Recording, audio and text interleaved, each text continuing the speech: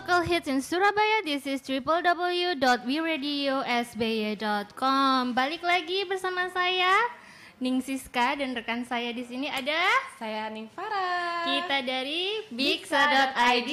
Regulation it's your consideration. Oke Farah, sore ini gimana kita? Oh, kamu gimana kabarnya? Alhamdulillah baik. Kamu gimana sih?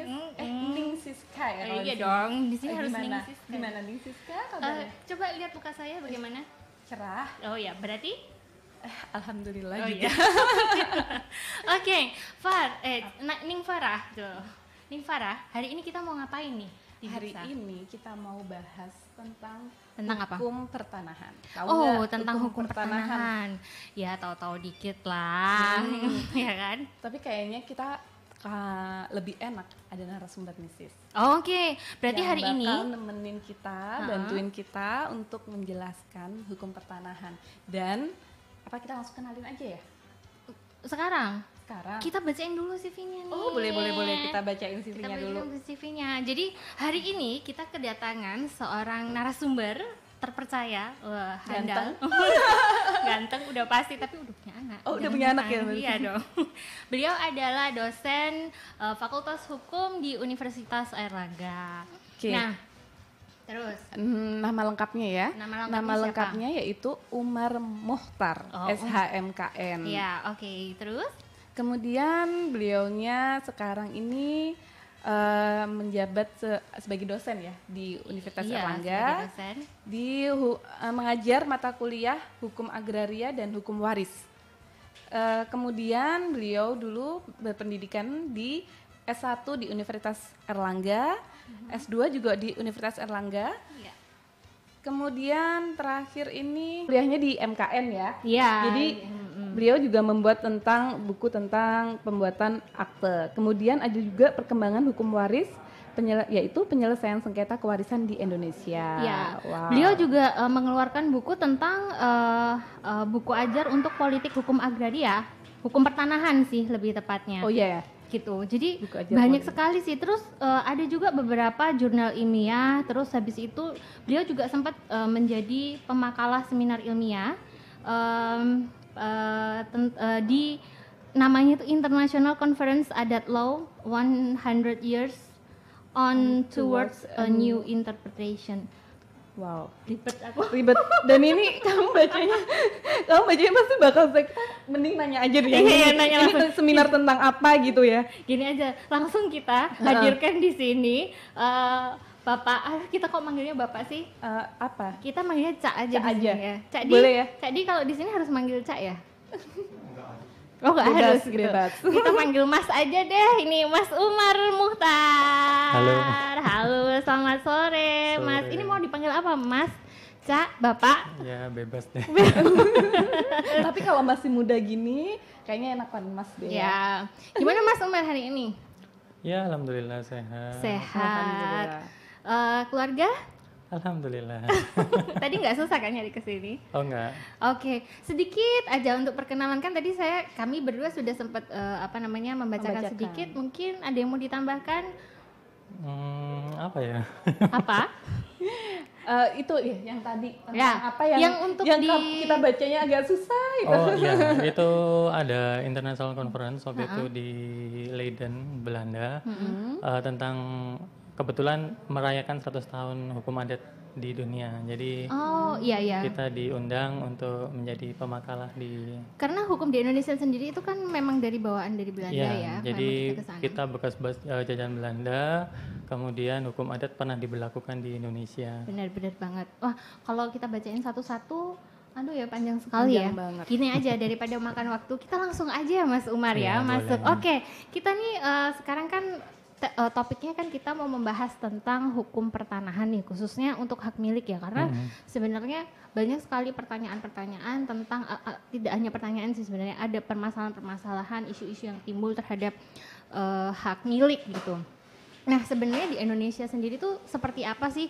Kan saya pernah dengar ini ada hukum agraria, ini hukum pertanahan, ini apa sebenarnya? Jadi hukum pertanahan itu sendiri tuh seperti apa? Terus perbedaan kok ada hukum agraria itu bagaimana? Kayak gitu. Ya, jadi sebenarnya hukum agraria di Indonesia itu berawal dari Konstitusi Indonesia di pasal 33 ayat 3 bahwa bumi, air, ruang angkasa, dan kekayaan alam yang terkandung di dalamnya itu dikuasai oleh negara untuk sebesar-besar kemakmuran rakyat. Sehingga di sini kenapa timbul istilah agraria? Agraria ini merupakan cakupan sumber daya yang tadi disebutkan di pasal 33 ayat 3, yaitu bumi dalam artian tanah, air, ruang angkasa, dan kekayaan alam yang terkandung di dalamnya. Kenapa ada hukum pertanahan? Jadi kalau hukum pertanahan itu merupakan bagian dari sumber daya agraria. Kita lebih fokus ke pertanahannya aja. Ya. Gitu. Jadi kalau agraria itu secara luas seperti apa yang sudah dikatakan di pasal 33 UUD 1945 ya. Kalau yang kita mau ke arah ke hak milik ini berarti lebih pada pertanahan ya. Pertanahan. Yang mana pertanahan itu bagian dari agraria. Jadi hukum agraria dalam arti sempit itu disebut hukum pertanahan. Tapi bukan itu ya. Hukum pertanahan ini adalah bagian dari hukum agraria. Jadi di hukum agraria selain hukum pertanahan ada hukum apa lagi? Hukum air, hukum udara, hukum sumber daya. Ruang angkasa beda lagi sama udara? Beda. Kalau ruang angkasa sama udara beda. Oke. Udah, kita bahas yang pertanahan aja nggak? Ya, terlalu luas. Kita kan menjabarkan lagi. Jadi gimana nih Mas Umar? Jadi kalau hukum pertanahan sendiri ini kita sekarang udah tahu ya. Jadi hukum agraria itu seperti ini. Ternyata hukum pertanahan itu bagian dari hukum agraria yang memang memfokuskan pada kepemilikan hak atas tanah gitu ya. Nah sekarang kalau hukum pertanahan sendiri itu apa sih?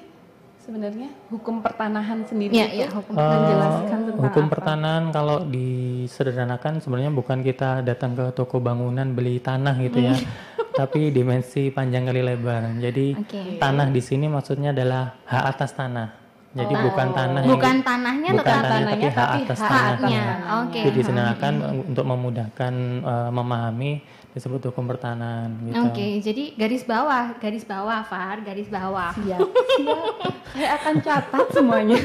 Garis bawah pertanahan di sini yang dimaksud adalah bukan tanahnya, tetapi lebih pada hak atas tanah itu sendiri. Nah, kalau hukum pertanahan sendiri di Indonesia ini seperti apa?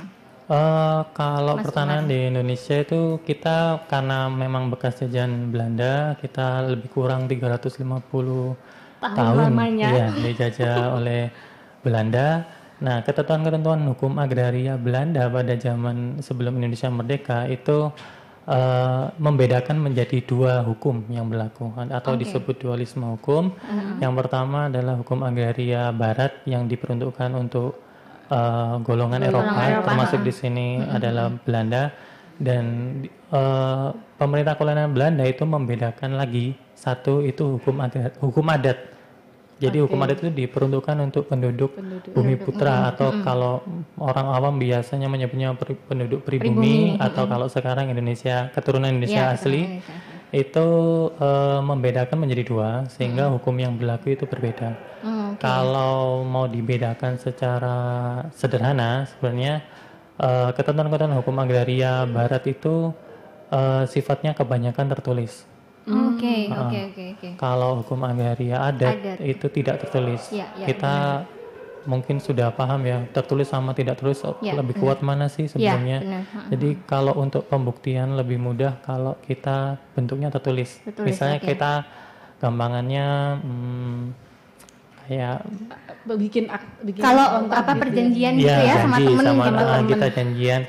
Aku janjian mau datang jam segini ternyata nggak datang jam segitu karena gitu. Lidah tidak bertulang tidak ada buktinya. Tapi kalau misalnya tertulis, misalnya sekarang kita pakai media WhatsApp misalnya gitu kan, ini ada bukti, kamu kan janji jam sekian gitu ya. Nah ini sama seperti di hukum, kalau bentuknya tertulis otomatis akan lebih mudah gitu. Tapi di kenyataannya hukum agraria di sebelum Indonesia merdeka itu yang hukum adat itu bentuknya tidak tertulis, sehingga hukum agraria adat yang diberlakukan untuk penduduk bumi putra itu tidak menjamin kepastian hukum untuk mereka. Stop dulu nih, aku mau menyapa dulu nih buat buat teman-teman, buat dulur dewe yang udah join di IG terima kasih yang udah join radio. Udah ada 70 yang masuk. Terima kasih ya banyak. Saya yakin itu mahasiswa saya semua di sini. Jangan itu mahasiswanya Bapak Umar ya, mohon maaf ya. Aku yang kegeeran ya. yang udah join boleh loh tanya-tanya. Kita punya giveaway untuk beberapa pertanyaan, untuk satu pertanyaan yang oke punya menurut Bapak Umar nanti. Ya, ada hak istimewa dari Bapak Umar untuk memilih pertanyaan yang paling oke. So cepetan kirim pertanyaan kalian ke kita. Jadi boleh nanya-nanya ya, silahkan tulis di komen di situ, nanti ada gift buat awak mulur. Enak ya aku ya, saya jawaban nih. Kamu udah dulu deh, aku belum menyapa sahabat Biksa kayaknya kita. Oh iya, sapa. Kita sapa dulu nih sahabat Biksa ya. Ya, terima kasih sahabat Biksa yang udah juga join di IG live-nya Wiradio. Silahkan sahabat Biksa kalau misalkan ada yang mau pertanyaan di sini, mumpung nih ada dosen Fakultas Hukum khusus untuk pertanahan yang sedang kita undang ke sini ya. Betul. Oke, lanjut lagi. Mas Umar tadi, kalau dulu sebelum adanya undang-undang hukum agraria itu kan diberlakukan dua nih. Yang tadi untuk dualisme ya, khususnya yang untuk hukum adat yang untuk masyarakat pribumi kan itu tidak tertulis sehingga tidak menjamin adanya kepastian hukum terhadap kepemilikan hak tersebut ya. Lalu kemudian setelahnya itu? Nah, setelah Indonesia merdeka tahun berapa ya? 45. Itu masih kita pada dosen yang tanya mahasiswa ini. Mas Umar mahasiswa menanyakan kita pada mahasiswa. Ya, kali aja kelamaan di rumah. Jadi nggak lancar nih perjalanannya di sini. Ya, Indonesia merdeka tahun 45 itu masih belum bisa membentuk satu hukum yang berlaku untuk tanah di Indonesia. Jadi masih menggunakan ketentuan-ketentuan yang ada di dalam hukum agraria yang lama sebelum Indonesia merdeka. Sehingga di sini masih diberlakukan dualisme hukum. Hukum agraria barat masih jalan, hukum agraria adat juga masih jalan. Sampai di tahun 1960 baru pemerintah Indonesia berhasil membentuk suatu peraturan dasar pokok-pokok agraria yang dituangkan di dalam Undang-Undang Nomor 5 Tahun 1960 atau kalau ya menyebutnya biasanya UPA, Undang-Undang Pokok Agraria. Ya, padahal nama resminya bukan Undang-Undang Pokok Agraria, tapi Peraturan Dasar-Dasar Pokok Agraria. Itu mempersingkat kali ya. Tapi terkadang kalau saya ngajar juga UPA itu bukan Undang-Undang Pengadilan Agama kan, beda. Itu memang di dalam ketentuan undang-undangnya disebutkan, undang-undang dapat disebut Undang-Undang Pokok Agraria. Iya, tapi ini intermezzo sedikit ya. Kadang-kadang kita juga kalau misalkan sudah orang yang misalkan tidak terlalu ngeh terhadap peraturan-peraturan atau hukum gitu ya. Memang kadang-kadang salah menyebutkan undang-undangnya. Kalau nggak gitu salah nomornya. Kalau nggak gitu cuma nomornya doang, ditanya ini apa nggak tahu gitu loh. Jadi memang benar harusnya memang dijabarkan secara lengkap. Jadi undang-undang nomor berapa, tahun berapa, tentang apa itu memang harus lengkap gitu loh. Supaya informasinya bisa diberikan lebih lengkap. Masyarakat gitu. juga bisa baca bisa cari juga kan, walaupun nggak kuliah bisa benar banget. Gitu. Oke, lanjut Mas, terus di tahun 1960 baru diberlakukan unifikasi hukum atau kesatuan hukum antara hukum agraria barat dan hukum agraria adat, sehingga di sini tidak ada lagi pembedaan hukum agraria barat itu diperuntukkan untuk golongan Eropa. Kemudian hukum agraria adat diperuntukkan untuk golongan bumi putra atau pribumi, itu tadi nggak ada. Jadi seluruh tanah yang ada di Indonesia dari Sabang sampai Merauke sepanjang itu masuk dalam kedaulatan Republik Indonesia tunduk pada satu hukum yang sama, yaitu Undang-Undang Nomor 5 Tahun 60 atau tadi yang disingkat dengan Undang-Undang Pokok Agraria itu tadi. Oke. Boleh nanya ya? Kalau nggak boleh. nggak yang tadi penasarannya yaitu ketika hukum-hukum dari hukum barat tadi yang sudah memang dicatatkan dengan barat itu kan kemudian apakah langsung serta-merta menjadi milik dari warga negara itu sendiri atau hukum adat itu juga dicatatkan akhirnya? Karena seluruh tanah yang ada di Indonesia ini merupakan bagian dari kesatuan negara Republik Indonesia, maka kewajiban bagi pemerintah untuk melakukan pendaftaran tanah, pencatatan tanah itu. Jadi langkah pertama dulu dilakukannya pencatatan. Jadi tidak ada pembedaan yang dulu bekasnya tanah Belanda dicatat, yang sekarang enggak. Jadi seluruh tanah yang ada di Indonesia itu dicatatkan atau didaftarkan sehingga keluar nanti tanda bukti hak atas tanah, yaitu sertifikat hak atas tanah. Gitu. Tapi ini deh Mas, Apakah untuk tanah-tanah adat yang ini mungkin agak melenceng sedikit ya? Apakah untuk tanah-tanah adat yang masih ada di sini itu memang sudah dicatatkan seperti yang Mas Umar bilang itu? Memang dari tahun 1960 sampai 2020 berarti lebih kurang hampir 60 tahun. Iya, Ya. Lebih Iya. 60 tahun Iya, karena 60 tahun. undang-undangnya Benar-benar terbit September. Iya. Ya, ntar lagi September 60 nanti tahun. ulang tahun yang ke-60. Ya, di lapangan memang masih belum seluruhnya bisa tercatatkan sehingga di sini tidak harus menunggu program dari pemerintah. Biasanya kalau dulu istilahnya prona gitu ya, ada prona, oh ini ada prona kita daftarin tanah kita gitu ya, jadi biayanya dari pemerintah. Sebenarnya bukan seluruhnya dari pemerintah, ada biaya-biaya yang dikeluarkan di luar itu tapi lebih murah dibandingkan kita daftar sendiri. Jadi atau kemarin zamannya di tahun 2018 pemerintah Joko Widodo itu mengeluarkan PTSL. Itu ada PTSL itu kan sebenarnya serupa dengan Prona, tapi kan tergantung dari kebijakannya namanya apa. PTSL itu juga sama, pendaftaran tanah sistematis lengkap. Jadi didaftarkan, nanti keluar sertifikat atas tanah. Cuma walaupun pernah ada program itu, masyarakat masih ragu untuk mendaftarkan tanahnya. Katanya gratis, bukan 100% gratis, tapi ada biaya yang lebih murah dibandingkan kalau kita daftar sendiri. Kalaupun tidak ada program tersebut, misalnya ada lagi nggak ya PTSL gitu, ternyata belum ada, kita bisa daftarkan tanah kita langsung ke kantor pertanahan. Gitu.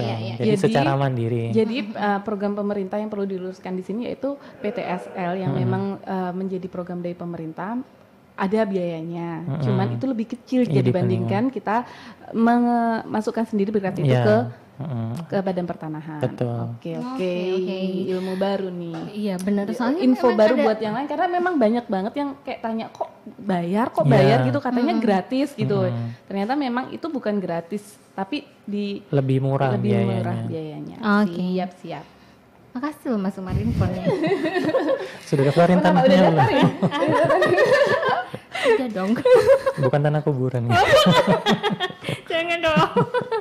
Oke, jadi karena sekarang setelah Indonesia merdeka, kemudian ada unifikasi itu. Nah, di dalam unifikasi itu, di dalam Undang-Undang Nomor 5 Tahun 1960 ini kemudian nggak diatur hak-hak apa saja terhadap hak atas tanahan itu. Ya, ada beberapa jenis hak atas tanah. Nanti kalau teman-teman bisa download karena kita sering di rumah biasanya daripada ke toko buku, download aja gitu, dibuka aja di undang-undangnya nomor 5 tahun 60 itu khususnya di pasal 16 ada beberapa jenis hak atas tanah. Cuma yang umumnya yang masyarakat kenal itu ada hak milik, ada hak guna usaha, hak guna bangunan, hak pakai biasanya, dan ada beberapa hak atas tanah yang lain. Cuma yang paling banyak yang familiar empat itu tadi. Oke.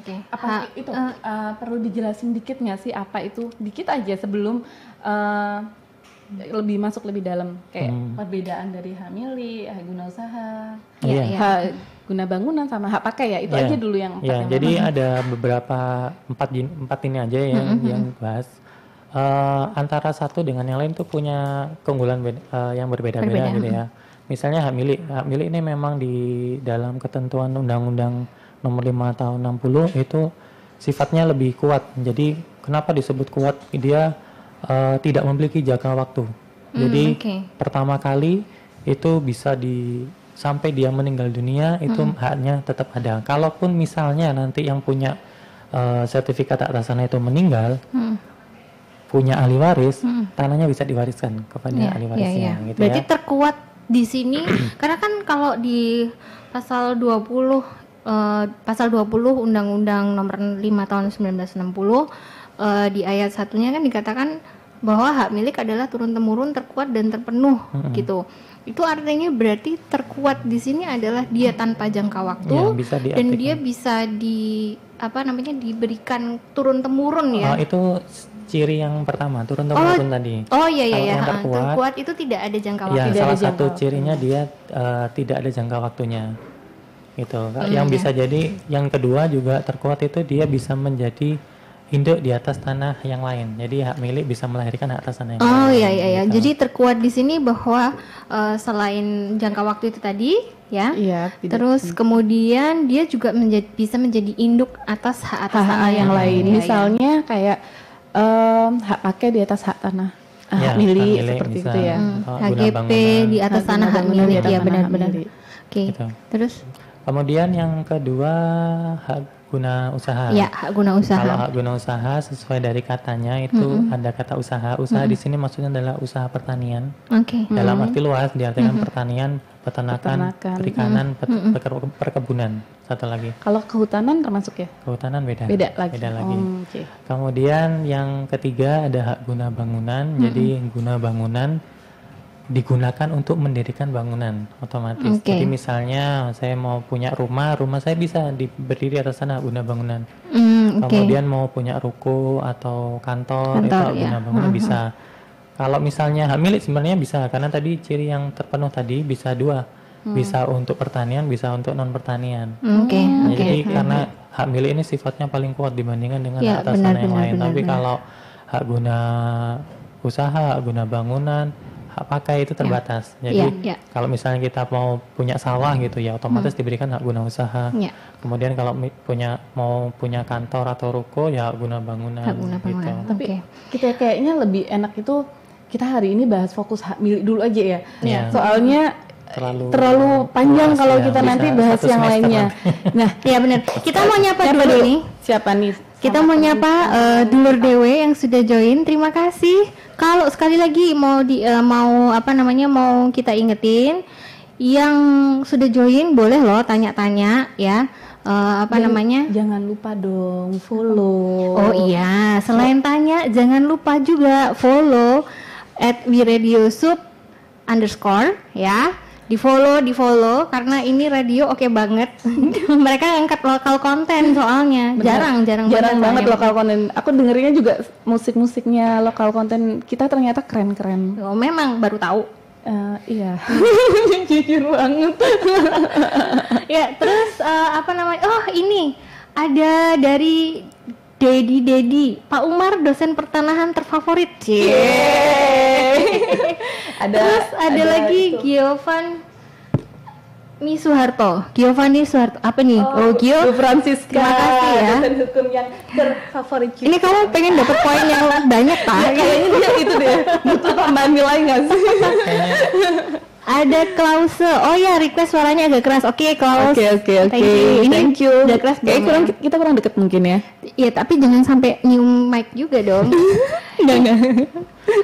Ini ada pertanyaan nih sebelum kita lanjut dulu. Pak mau tanya bagaimana penerapan hukum terhadap proses yang sedang dilakukan pihak BPN yang tidak sinkron dengan aplikasi yang dikeluarkan oleh BPN sendiri. Nah, ini mungkin karena sekarang BPN udah online ya, gitu. Nah, ini pertanyaannya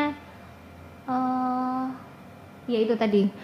Penerapan hukumnya terhadap proses yang sedang berjalan itu loh sama pihak BPN yang ternyata nggak sinkron gitu loh kadang-kadang. Nggak sinkronnya disebut nggak?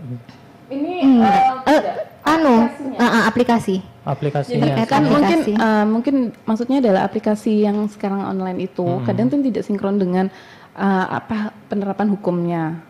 Nah itu gimana? Itu gimana solusinya? Penerapan hukumnya berarti antara yang di aturan sama di prakteknya beda. Prakteknya. Gitu. Kalau misalnya seperti itu sebenarnya bisa kita pertama pendekatan dulu ke kantor pertanannya, sampaikan keluhannya kita seperti apa karena di sana juga ada pengaduan. Jadi misalnya ada atau step yang tidak sesuai dengan prosedur yang diatur di dalam peraturan menteri atau di peraturan yang lain itu sebenarnya bisa langsung ke kantor pertanian yang bersangkutan. Oke. Gitu. Ini kita mau sapa nih dari teman kita dari Kalimantan. Kalimantan, katanya lagi nyimak nih. Terima kasih. Makasih ya dari Kalimantan, Mama. Masya Allah. Kan ini bisa didengar di seluruh Indonesia ya. Ya kan di radio. Bukan karena aplikasi sudah makin hebat gitu loh di zaman sekarang gitu. Oke, jadi ini Pak atau Mas ya, jadi itu bisa ditanyakan ke kantor BPN-nya di bagian pengaduan ya. Siapa tahu itu bisa membantu di situ ya. Soalnya memang dari kita notaris sendiri itu kadang-kadang memang ada ketidaksinkronan seperti itu. Gitu ya, Mas. Oke, lanjut lagi. Ini loh, Ning Farah, saya ini Anda mau ngomong apa? Saya? Enggak ya ada. Lanjut aja kan. Saya tuh mau nanya. Ada lagi yang mau tanyain? Apa kita langsung bahas hak milik? Iya boleh, langsung hak milik aja. Tapi sebelumnya itu saya ini pengen ngomong dulu nih. Nah, nanti ya bisa dikaitkan mungkin dengan hak milik ya, Mas Umar ya. Kan ini di pasal pasal 6 sama pasal 7 itu ya. Itu kalau di pasal 6 itu kan mengatakan bahwa pasal 6 Undang-Undang Nomor 5 Tahun 1960 harus lengkap. Itu kan mengatakan bahwa semua hak atas tanah itu harus mempunyai fungsi sosial. Nah, ini mungkin nanti bisa dijelaskan sama untuk kepemilikan hak atas tanah di pasal 7-nya itu kepemilikan hak atas tanah itu kan juga dibatasin. Nah, itu biasanya sempat mahasiswa juga tanya ada beberapa orang itu berapa gitu loh maksimumnya gitu. Mungkin kita itu aja dulu tentang hak milik itu dulu. Nah ya makanya nanti bisa dikaitkan dengan hak milik gitu. Dijelasin dulu apa itu hak milik, kemudian subjek hukumnya siapa gitu. Kalau hak milik tadi nyambung yang di pasal 20 tadi ya, kan sudah unsur-unsurnya sudah semua ya. Kemudian siapa yang boleh memiliki hak milik atas tanah? Jadi di dalam pasal 21 Undang-Undang Nomor 5 Tahun 60 disebutkan bahwa yang boleh memiliki hak milik atas tanah yang pertama adalah warga negara Indonesia. Ini mutlak, nggak bisa diganggu gugat ya. Jadi warga negara Indonesia. Kalau misalnya WNA boleh nggak punya tanah? Jadi mungkin pernah teman-teman baca, pulau ini dijual sama orang asing gitu ya. Kok bisa gitu ya? Sebenarnya bukan dijual. Jadi untuk WNA itu sebenarnya boleh punya atas tanah di Indonesia, tapi bukan hak milik. Iya, benar. Di dalam undang-undang juga disebutkan boleh untuk memiliki hak milik, bukan berarti pemerintah memberikan keleluasan orang asing boleh beli tanah di Indonesia gitu ya. Tidak seperti kita sebenarnya sama seperti tidak sama seperti di Singapura. Kalau misalnya Neng Siska misalnya punya duit lebih gitu ya. Bener-bener. Punya duit lebih beli tanah di Singapura boleh nggak? Boleh. Haknya apa? Hak milik bisa. Tapi hak miliknya di Indonesia sama hak miliknya di Singapura beda. Kalau di Indonesia itu tidak dibatasi jangka waktu sampai orangnya mati, haknya masih ada, gitu ya. Tapi kalau di Singapura itu ada jangka waktunya 99 tahun. Jadi ada senior saya di guru besar di Universitas Erlangga itu punya tanah di sana. Tapi jangka waktunya hanya 99 tahun. Oke. Cuma kalau di Indonesia itu beda. Jadi treatmentnya di sini hanya untuk warga negara Indonesia saja, nggak bisa untuk WNA. Kalau misal itu, motong ya, maaf ya, nggak kalau misal WNA, kemudian dia itu nikah dengan WNA dan mengikuti suaminya misal atau istrinya untuk pindah warga negara. Bagaimana dengan hak-hak kepemilikannya dia yang awalnya dia WNI? Jadi dia melepaskan kewarganegaraan menjadi warga negara iya, dan asing dia punya, gitu ya? Anggap aja dia punya hak milik atau rumah. Kalau misalnya dia punya misalnya atas tanah berupa rumah atau apartemen, itu dalam jangka waktu 1 tahun harus dialihkan kepada orang lain. Harus ya dialihkan, bisa dijual, bisa dihibahkan. Aku tahu itu pasal berapa? Pasal 20. Ngintip dulu. Pasal 21 ayat 2. Iya, itu jadi benar ada kan? Dalam ketentuan undang-undang boleh dia pindah ke warga negaraan menjadi warga negara asing, otomatis dia tidak boleh punya hak milik dong di sini. Dalam jangka waktu 1 tahun dia harus mengalihkan kepada pihak lain loh. Kalau misalnya 1 tahun nggak dialihkan bagaimana? Jadi tanah negara gak? Tanahnya akan hapus dan menjadi tanah yang dikuasai oleh negara. Iya, tanah yang ke pasal dikuasai. 33 Undang-Undang Dasar gitu. Ini ada pertanyaan dulu. Ada pertanyaan lagi dari Dedi.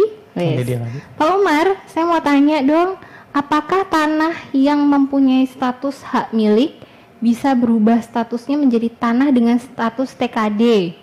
Padahal tanah tersebut sudah turun-temurun sampai ke cucu. Gitu. Tanah kas desa maksudnya. Jadi ini lebih fokus ke desa. Sebenarnya kalau tanah kas desa bisa dilihat di Undang-Undang 6 tahun 2014 tentang desa. Jadi tanah kas desa itu tanah yang dimiliki oleh pemerintah desa. Di sini kalau ya istilahnya macam-macam ya, ada yang nyebutnya tanah Iya, ayakan, iya, tanah Tanah ya itu, apa grogol gitu ya. gogolan. Gogolan. Iya, karena tiap daerah beda-beda Beda-beda penyebutannya gitu ya. Ada yang nyebutnya tanah bengkok. Iya, Bukan tanah bengkok, bengkok. ya, itu beda-beda namanya. Kalau misalnya itu statusnya hak milik, kemudian berubah menjadi TKD atau tanah kas desa ini tadi, sebenarnya bisa dilihat riwayatnya. Kok bisa dia berubah? Kalau otomatis, misalnya dia dikuasai secara fisik oleh seseorang gitu ya, kemudian dialihfungsikan menjadi TKD atau diklaim menjadi pemerintah desa. Sebenarnya yang bersangkutan bisa mengajukan gugatan balik gitu. Ini misalnya dia berupa sertifikat atau bukan. Sebenarnya nggak masalah sih itu sudah bersertifikat hak milik atau belum bersertifikat. Sama-sama diakui oleh pemerintah sepanjang bisa dibuktikan. Gitu. Ya. Jadi selama masih bisa dibuktikan. Dibuktikan dengan sertifikat ya kalau hak milik itu. Kalau sertifikat hak milik otomatis sertifikat. Sertifikat. Dia itu bisa, dan sertifikat itu memang bisa menjadi alat bukti yang memang alat bukti yang kuat. Ya, untuk jaminan kepastian hukumnya kan. Betul. Untuk kepemilikannya itu. Karena ya itu kembali ke tujuan yang tadi. Iya, dilakukan pendaftaran tanah untuk menjamin kepastian dan perlindungan hukum kepada warga negara yang memiliki hak atas tanah. Iya, itu pasal 19 tuh. Hafal kan? Mantap. Ini habis ngapalin seharian di jalan nih kayaknya Bu dosen satu nih. Biar nggak kelihatan kalau gitu. Jangan bilang-bilang dong.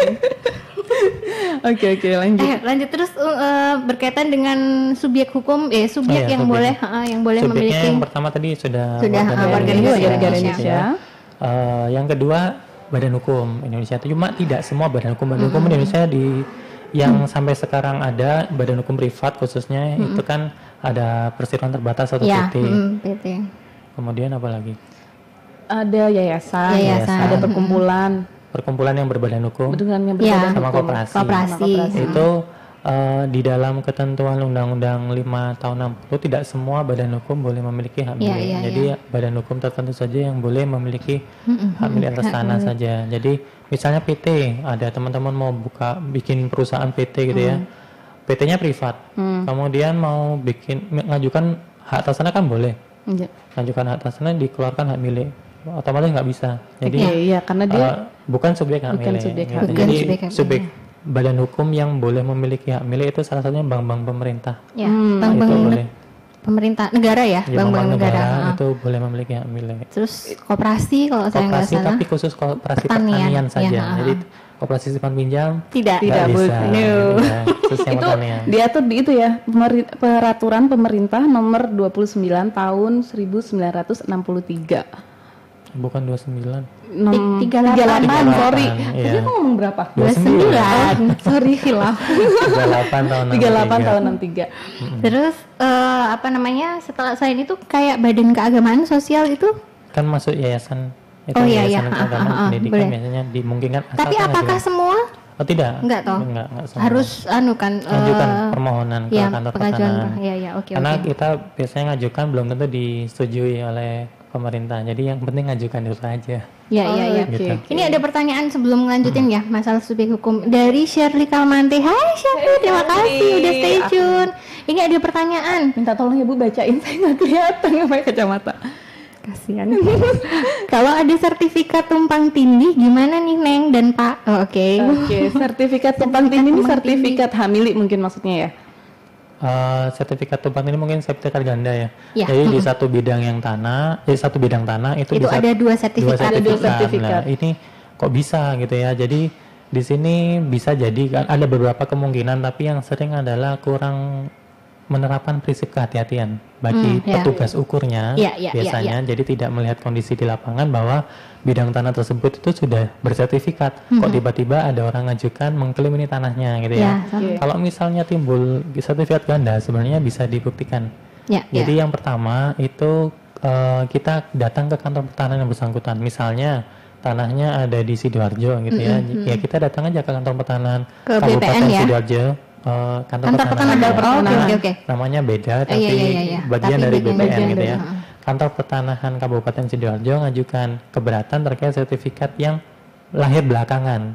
Oke. Jadi misalnya saya punya tanah, sertifikatnya keluar tahun 90, tiba-tiba di tahun 2020 ada keluar ada lagi yang sertifikat. ngajukan, namanya beda tapi bidangnya sama, nomor haknya otomatis beda kan di sini. Iya benar. Datang ke kantor pertanahan, ngajukan keberatan atas sertifikat itu. Kalau misalnya terbukti ini sertifikat ganda, yang terbaru bisa dibatalkan. Oke. Gitu.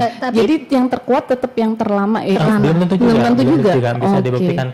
Biasanya gini, kuncinya adalah siapa yang menguasai secara fisik di situ. Jadi bisa jadi kan orang punya tanah di mana-mana tuh. Oh iya benar. Tapi yang menguasai secara fisik, yang mengolah itu biasanya lebih diutamakan ya. Diprioritaskan. Oke. Gitu. Ini terkait juga dengan Ada apa yang tadi tanah tumpang tindih ya? Enggak, Dari bukan sebentar, ini aku masih belum selesai, mau nanya dulu sebentar toh. Ketahuan ya, kalau kita tuh sering berantem gini, mohon maaf ya, dan ini masih ke bawah. Jadi ini kan sebenarnya terkait dengan aturan di Undang-Undang Pokok Agraria itu, yang kalau subjek hukum yang menelantarkan tanahnya otomatis akan dikuasai oleh negara. Iya, Begitu. kehilangan hak atas Apakah tanahnya. ada hubungannya dengan itu juga atau gimana? Gini, itu juga bisa. Jadi misalnya kalian punya uang berapapun nggak masalah gitu ya. Terus beli tanah di mana aja sebenarnya nggak masalah. Cuma kembali ke pasal 7 yang tadi disebutkan ada pembatasan. Jadi seseorang itu ada batasannya. Berapa batasannya? Kalau misalnya kita bicara hak milik itu maksimal adalah 5.000 meter persegi. Jadi di ketentuan itu 5.000 meter persegi dan 5 bidang. Kalau misalnya lebih dari 5 bidang, misalnya saya punya tanah satu di Surabaya, satu Sidoarjo, Gresik, kemudian mana lagi Malang, Pasuruan, terus mau beli tanah lagi karena punya uang gitu ya, karena investasi tanah ini kan sangat menguntungkan. Iya benar banget. Tanahnya ditelantarkan, tanahnya dibiarkan, tapi tiap tahun harganya naik terus gitu ya. Terus kemudian saya mau beli bidang tanah yang keenam, itu nggak bisa. Karena sudah memiliki hak tapi milik itu 5 bidang. pasti akan dicek dulu ya sama Seharusnya dicek. BPN atau kantor pertanahan gitu Dicek ya. gitu ya. Jadi dia itu memiliki Tanah berapa banyak berapa gitu. bidang gitu. Oke. Ini dari Valdika Irusi. Itu ya. Mahasiswa sama ya? tentang Ih. tanah tumpang Ini tindih juga. mahasiswanya Mas Umar nih gitu. Ini sebenarnya nggak sih, mungkin menjawab dari, atau saya nggak tahu, ini menjawab saja atau membantu menjawab. Jadi tanah tumpang tindih itu bisa diselesaikan oleh BPN dengan melakukan plotting dan rekon apabila lahan sudah bersertifikat, yang bersama ya. Iya. Tadi. Terus ini ada Daniel Chris. Cara upgrade dari HGB menjadi hak milik apakah bisa dilakukan? Karena untuk HGB diperlukan perpanjangan. Mohon infonya. Ya. Tadi Untuk tanah HGB ke hak jadi milik. kalau hak guna perbedaan dengan hak milik ya. Jadi hak milik tadi kan tidak dibatasi jangka waktu. Iya benar. Tapi kalau hak guna bangunan, hak guna usaha, hak pakai yang bersifat privat itu ada jangka waktunya. Iya. Jadi bermacam-macam, bisa 20 tahun, 30 tahun tergantung pemerintah mau ngasihkan berapa tahun. Iya benar. Cuma khusus untuk hak guna bangunan dan hak pakai itu sebenarnya bisa diubah menjadi hak milik. Atau kalau di masyarakat disebutnya peningkatan hak. Peningkatan hak Tapi ya. tidak semua hak guna bangunan itu bisa berubah menjadi hak milik. milik. Apa aja itu? Diatur di Peraturan Menteri Agraria nomor 6 tahun 98. Kalau nggak ada perubahannya, kayaknya belum ada perubahannya. Belum kok. Itu ada syaratnya. Jadi batasan maksimal itu adalah 600 meter persegi. Kemudian dia diperuntukkan untuk rumah tinggal saja. Oke. Jadi saya punya rumah statusnya HGB. Misalnya diberikan jangka waktu 20 tahun. Kan seharusnya 2 tahun sebelum haknya berakhir saya harus mengajukan perpanjangan. Daripada saya tiap 20 tahun mengajukan perpanjangan, diubah aja menjadi hak milik bisa. Yang pertama itu tadi luasnya tidak lebih dari 600 meter persegi. Kemudian peruntukannya adalah untuk rumah tinggal saja. Jadi kalau misalnya secara fisik sekarang berupa ruko atau rukan gitu ya. Tahu ruko nggak ya? Iya, rukan itu ruko kantor kan? Rukiran yang buat sholat itu, bukan ya? Ruko. Ruko itu. Di loading. Ya, rumah toko atau rumah kantor itu kan otomatis itu dibikin buat usaha. Misalnya notaris nih, lantai satunya buat kantor, lantai duanya buat rumah. Kalau statusnya HGB diubah menjadi hak milik nggak bisa, karena otomatis kan ada kantor benar. Nggak bisa. Tapi kalau untuk rumah tinggal itu masih dimungkinkan untuk menjadi hak milik ya. Jadi Terus Mas. Lanjutin. Itu ditingkatkan Caranya. namanya bukan peningkatan hak, tapi orang-orang lebih menyebut Lebih gampang sering, menyebutnya, peningkatan hak. Tapi di dalam peraturan menteri tersebut adalah perubahan hak namanya. Jadi perubahan hak ini tidak hanya dari HGB menjadi hak milik, tapi kebalikannya juga bisa Dari hak milik jadi HGB. Misalnya tadi contohnya gini. Saya punya hak milik, mau saya jual ke PT, gitu ya. PT kan tadi bukan merupakan sebagai hak milik, bisa nggak beli hak miliknya? Nggak bisa. Nah, haknya boleh diubah. Ya. Jadi yang saya miliki dari hak milik berubah bisa menjadi HGB, terus kemudian PT kan subjeknya HGB itu, benar. baru bisa dijual gitu ya. Jadi tadi ya siapa yang nanya ini? Jadi boleh melakukan upgrade gitu ya, melakukan perubahan hak milik itu. Karena lebih otomatis kalau misalnya dari HGB menjadi hak milik, dia nilainya pasti lebih tinggi gitu. Dia juga nggak kerepotan harus mengajukan perpanjangan haknya gitu. Karena banyak ternyata saya pernah ngasih tugas ke mahasiswa, bukan saya yang ngasih, cuma saya bantu koreksi aja gitu ya. Saya nggak suka ngasih tugas kok. Waktu menunjukkan sertifikat rumahnya, ternyata sertifikatnya sudah mati. Ini rumahnya mbaknya gitu. Iya sudah mati pak. Ternyata itu beruntung sekali saya dikasih tugas. Oh berarti ada mahasiswa yang sangat bersyukur. Ya, kadang-kadang nggak tahu kan. Jadi dengan dikasih tugas otomatis kan cari tahu gitu. Ini ada lagi yang tanya nih tentang hak milik nih dari Lomo Halaman dari Kalimantan nih pertanyaannya. Hak milik menurut UU PA sama tidak dengan egendom yang dikenal di KUH Perdata. Oh itu hak egendom itu ya. Kalau egendom itu kan tanah yang bekasnya yang dikuasai oleh pemerintah Hindia Belanda dulu. Jadi kembali ke sebelum yang sejarah tadi sebelum ada UU PA itu. Ada dualisme hukum. Yang pertama hukum agraria Barat. Nah, jenis-jenis atas sana hukum agraria barat itu salah satunya adalah egendom. Egendom yang diatur di dalam KUH Perdata atau BW yang apa BW panjang? Berkelit wet book. Dia pinter banget ngomongin wet book. Aku nggak tahu dia bener nggak ini. Orang Belanda.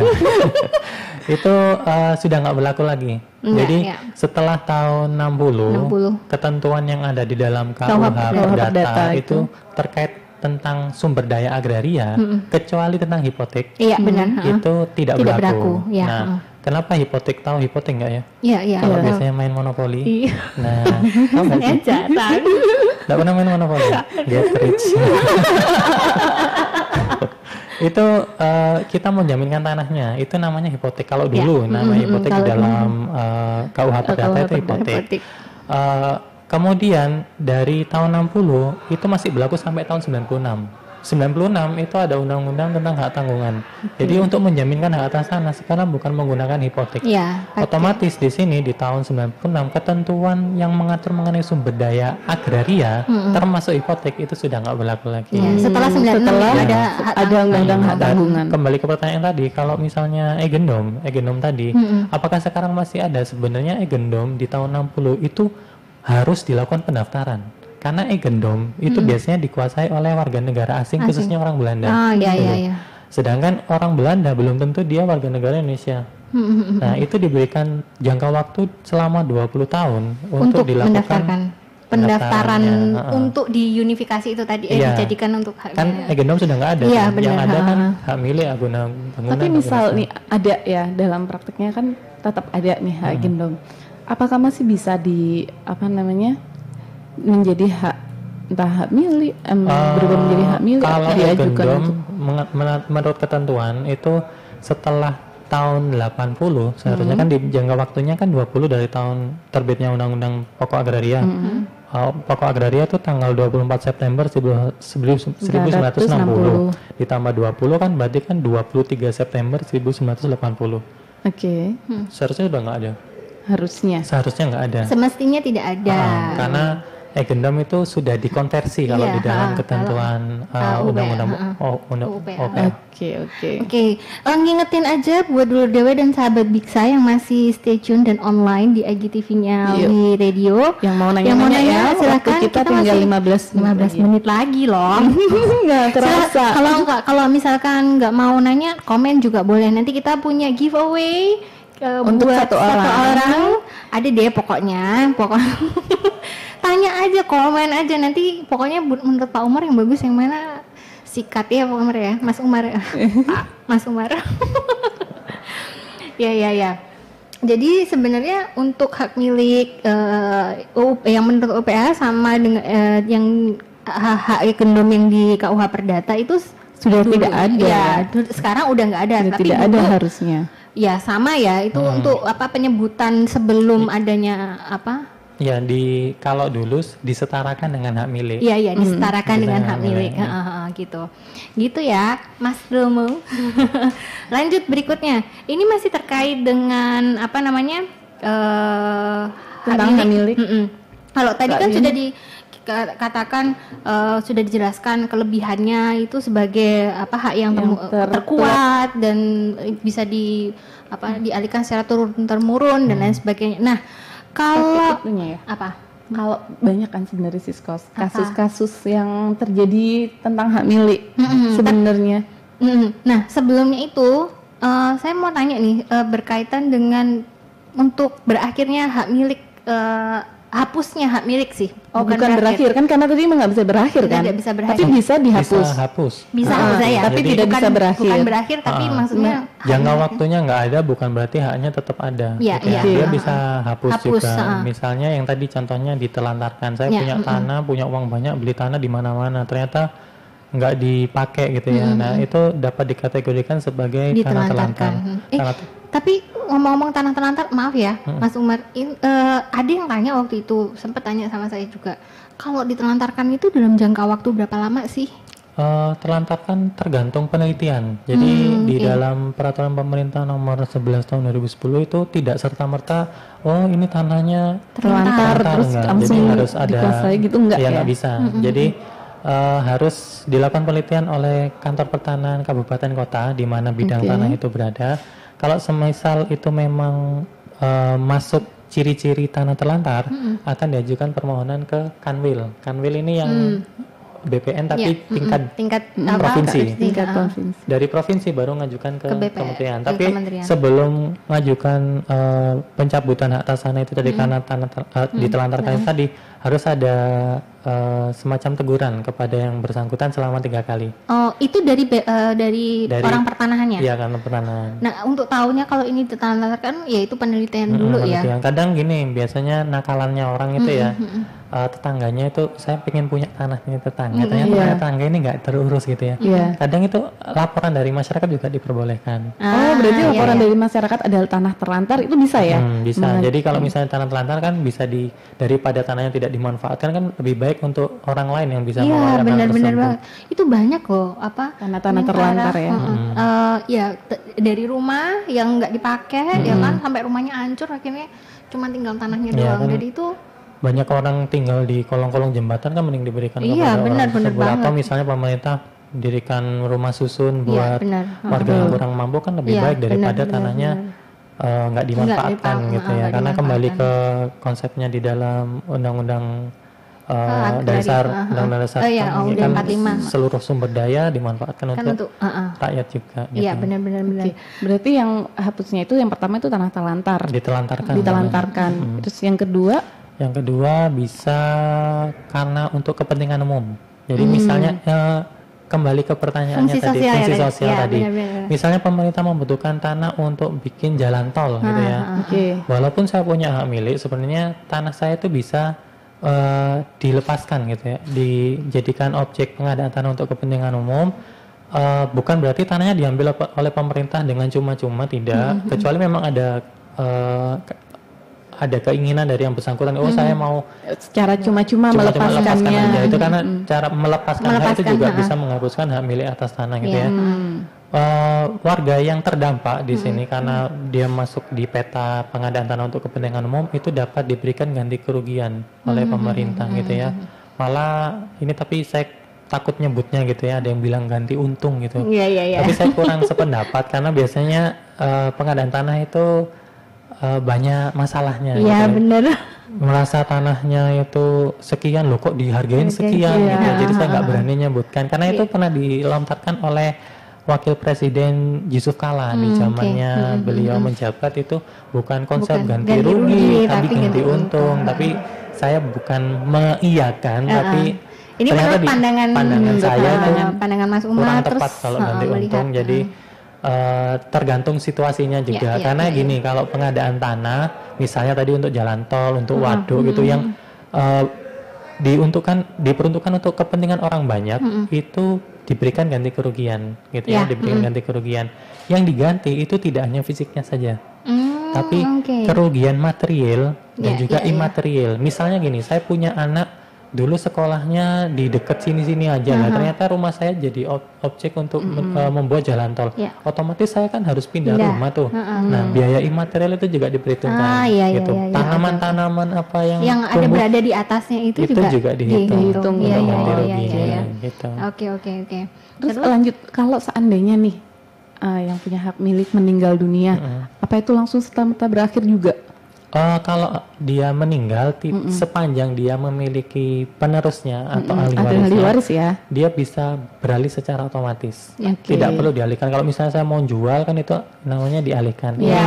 Beralih aja otomatis kepada karena ada peristiwa hukum di sini. Dia meninggal, sepanjang ada ahli warisnya itu bisa diturunkan kepada ahli warisnya. Ini sebenarnya masih ada pertanyaan, terus masih ada juga dari kita ya kan? Kayaknya banyak banget. Nggak bisa.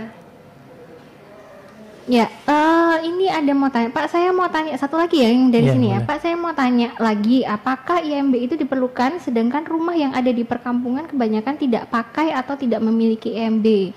Sedangkan khususnya harus ada IMB sebelum diajukan pendaftaran hak atas tanah.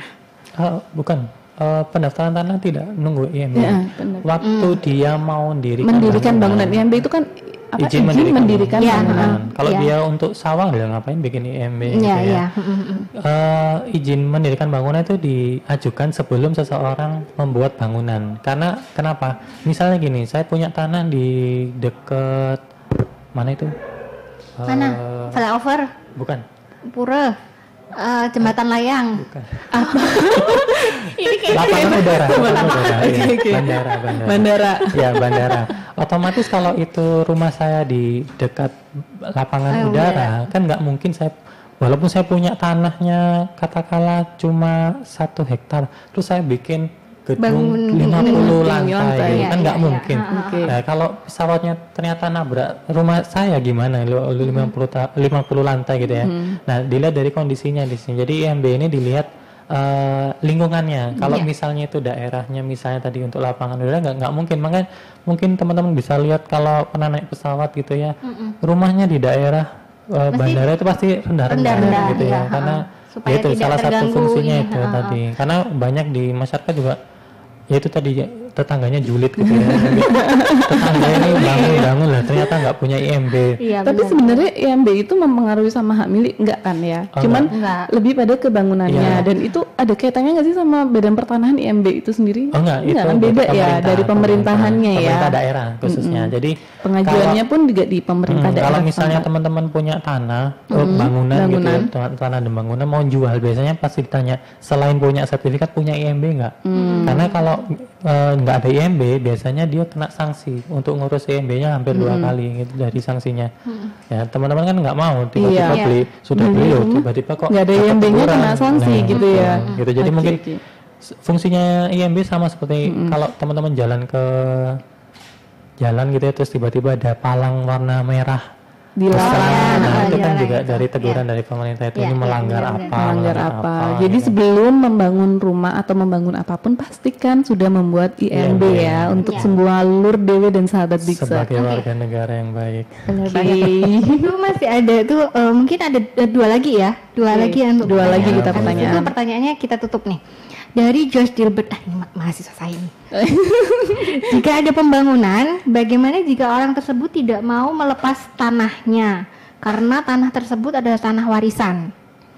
Jika Maksudnya Jadi kalau pengadaan ada- untuk kepentingan umum gitu. Ya, kalau untuk pembangunan untuk kepentingan umum, ini ngomongnya sih pembangunan ya untuk kepentingan umum deh gitu. untuk kepentingan umum nih maksudnya.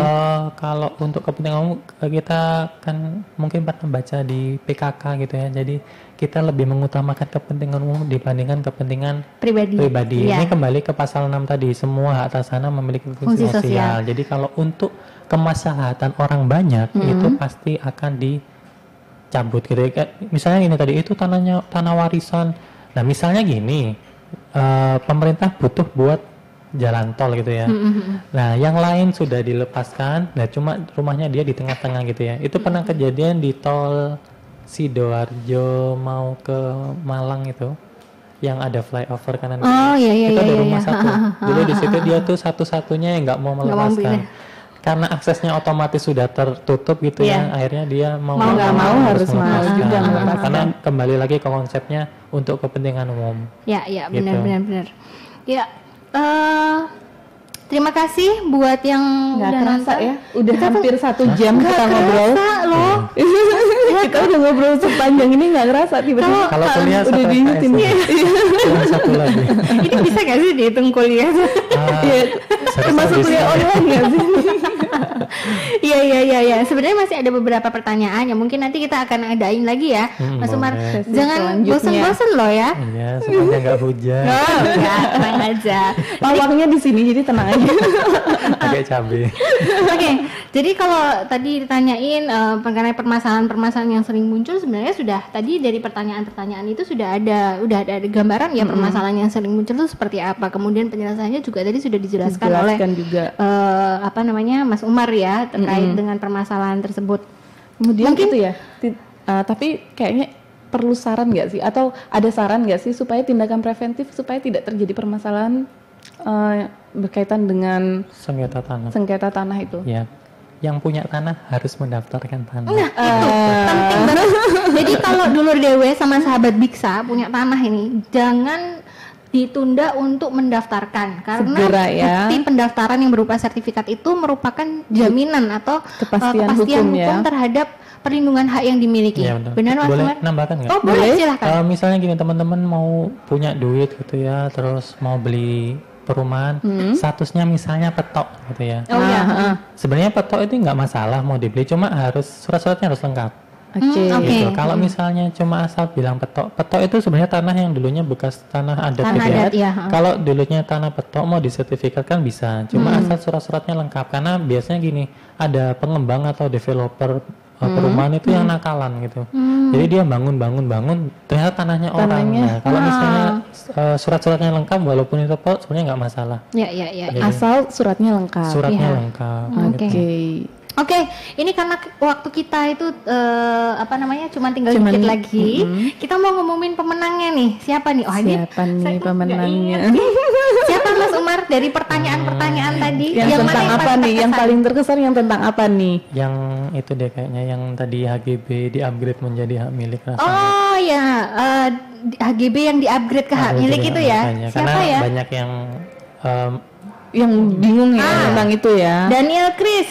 Selamat buat Daniel Prince. Giveaway-nya boleh diambil ke We Radio ya, Jalan Samratulangi nomor 8 di jam kerja. Hari apa aja, Cak Ian? Jam kerja jam 10 sampai jam 4 sore. Ya, ambil ke sini. Kalau misalkan mau DM dulu boleh. Saya mau ambil nih, saya dari ini mau ambil ini gitu. Boleh ya Daniel Chris ya. Ini kayaknya mahasiswa saya deh. Waduh, beruntung nih ya. Besok lanjut lagi nih. Ajak teman-temannya buat sering untuk ikutin Biksa. Siapa tahu dapat lagi. Bener. Oke. Mungkin Ning Farah mau kasih kesimpulan?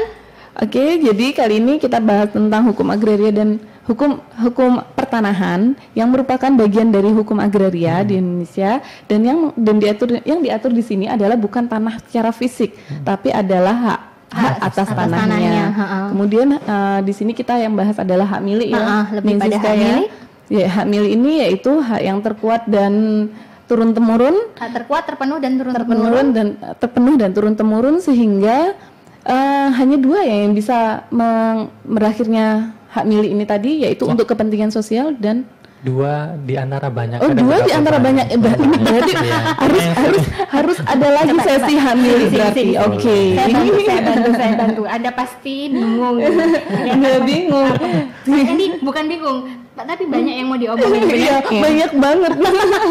Jadi untuk hak milik, sekali lagi pesannya dari Mas Umar adalah kalau teman-teman dulur DW dan sahabat Biksa yang sudah punya hak atas tanah, silahkan sudah punya tanah nih, silahkan didaftarkan. Jangan sampai nanti untuk tanah yang belum terdaftarkan, ya, untuk tanah yang belum segera didaftarkan untuk menjadi segera didaftarkan sertifikat. Nah, dalam hal ini hak milik itu merupakan hak yang terpenuh, terkuat dan turun-temurun. Jadi tidak ada batas waktunya, bisa dialihkan dengan cara apa saja, termasuk waris ya. Jual beli, waris, hibah, apapun ya, itu. Benar. Dan diingat bahwa subjek hukum atau orang yang boleh memiliki hak milik ini hanya warga negara Indonesia saja, dan ya.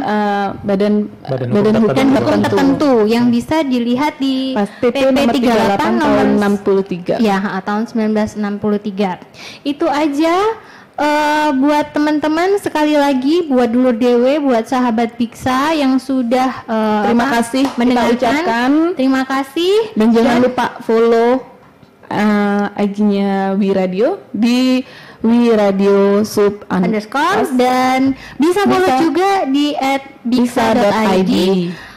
Juga ada sahabat Biksa ya. Sahabat Biksa kita juga untuk tahu kegiatan-kegiatan sahabat Biksa, kegiatan-kegiatan Biksa selama ini. Nah, buat dulur DW dan sahabat Biksa yang masih kelewatan untuk sesi ini dan mau dengerin bagaimana informasinya, silahkan simak ulang, bisa dicek di YouTube di WMedia Sub ya, gitu. Jadi silahkan searching YouTube-nya langsung di Media Sub. Jangan lupa subscribe, Bo. Yes.